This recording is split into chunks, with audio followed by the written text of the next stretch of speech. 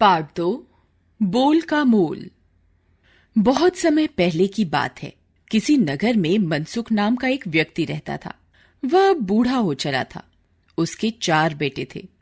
चारों बेटे कामकाज में तो ठीक थे, पर बोलचाल और आचरण में एक जैसे न थे। पिता ने उन्हें कई बार समझाया, अपनी बोलचाल को सुधारो, यदि ऐसा नहीं किया तो जीवन में सफल नहीं हो सकोगे। किंतु उसकी बात पर बेटों ने ध्यान नहीं दिया। एक बार की बात है, पूरा परिवार किसी लंबी यात्रा से लौट रहा था। उनके पास खाने पीने को कुछ भी न बचा था। उनका धन भी खत्म हो गया था। वे लोग भूख से परेशान हो गए।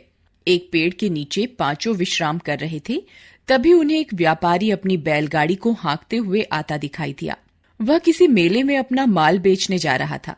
उसकी बैलगाड़ी में तरह तरह के पकवान और मिठाइयां भरी थीं। बैलगाड़ी को देखकर मनसुख ने अपने बेटों से कहा, जाओ व्यापारी से खाने का सामान मांगो, शायद कुछ दे दे। यह सुनकर पहला बेटा व्यापारी के पास गया और बोला, अरे ओ व्यापारी, इतना माल भर रखा है, हमें बहुत भूख लगी है, कुछ खाने को दे दे।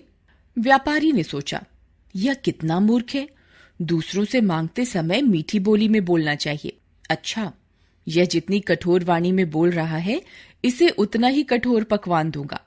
यह सोचकर एक सूखा पकवान उसे पकड़ा दिया। इसके बाद दूसरा बेटा उसके पास पहुंचा। वह बोला, बड़े भाई प्रणाम, क्या छोटे भाई को खाने को कुछ भी ना दोगे? व्यापारी ने सोचा, इसने मुझे बड़ा भाई कहा है, छोटे भाई को देना मेरा कर्तव्य है।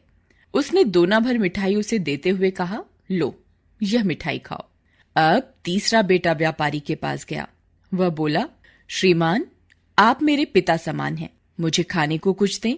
व्यापारी ने सोचा, यह मुझे पिता जैसा आदर दे रहा है, इसे तो भरपेट मिठाई देनी चाहिए। उसने कई दोने भर कर पकवान और मिठाई उसे दे दी।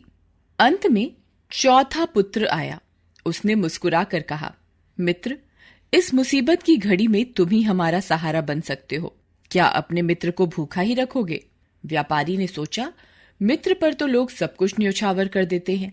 यह मित्र मुसीबत में है, मुझे इसकी मदद करनी चाहिए। वह बोला, मित्र, इस गाड़ी में लदा सारा पकवान और मिठाइयां तुम्हारे लिए ही हैं, जितनी चाहे उतनी ले जाओ। व्यापारी और चौथा बेटा काफी खाने का सामान लेकर वहां आ गए, जहां पिता के साथ बाकी बेटे बैठे थे। पिता ने उन सबसे कहा, अब तुम अपनी अपनी मांगी हुई भोजन सामग्री की तुलना करो। जिसने जैसा बोला और जैसा आचरण किया, उसे वैसा ही मिला। क्या अब भी बोल का मोल नहीं